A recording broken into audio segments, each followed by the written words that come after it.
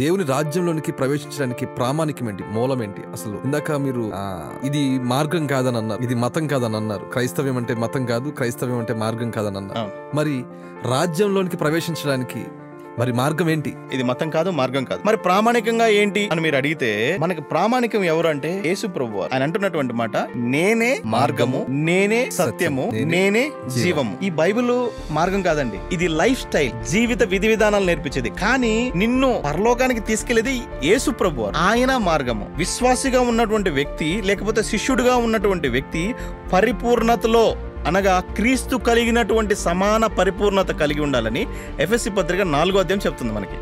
అంటే నీకు మాదిరి ఎవరంటే ప్రామాణికంగా యేసు ప్రభువారు.